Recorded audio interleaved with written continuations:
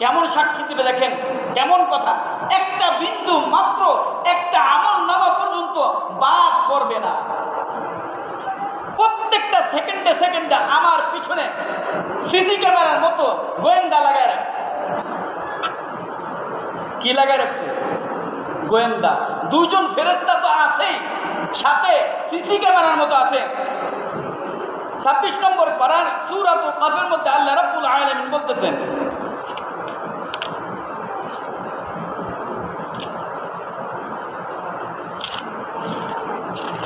أعوذ بالله من الشيطان الرجيم بسم الله الرحمن الرحيم ما يلفظ من قول إلا لديه رقيب عتيد سورة القاف 18 নম্বর আয়াত।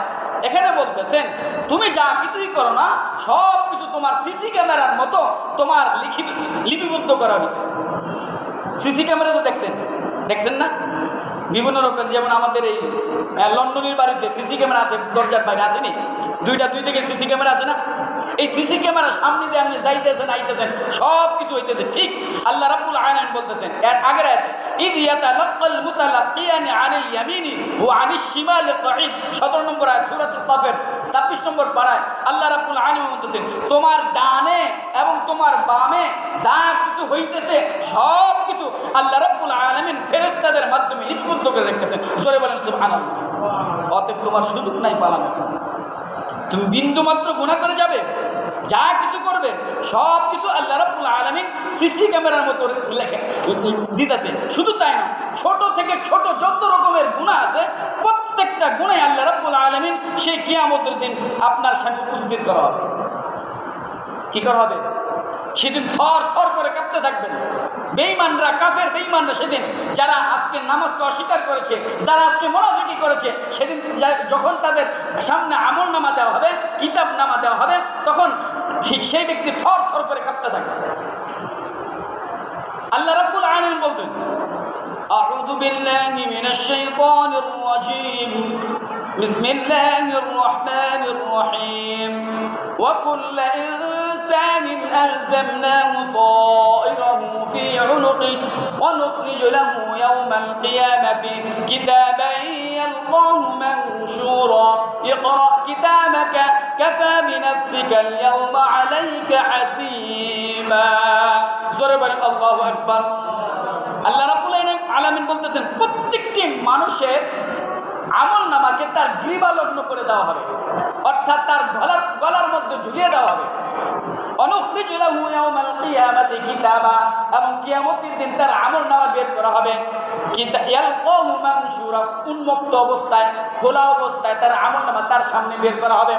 আর বলা হবে ইকরা কিতাবাক, তুমি তোমার আমল নামা তুমি পড়ো, তুমি তোমার কিতাব পড়ো, তুমি তোমার বই পড়ো, যেটার মধ্যে লিপিবদ্ধ আছে এটা তুমি পড়ো। কাফা বিনাফসিকাল ইয়াওমা আলাইকা হাসিবা, তুমি তোমার হিসাব নেওয়ার জন্য তুমি আজকে যথেষ্ট। অতএব অন্য কোনো ব্যক্তি তোমার হিসাব নিবে। প্রত্যেকটা কাজের হিসাব আল্লাহ রাব্বুল আলামিন সেদিন আপনার কিতাব আকারে, বইয়ের আকারে আপনার সামনে উপস্থিত করা হবে।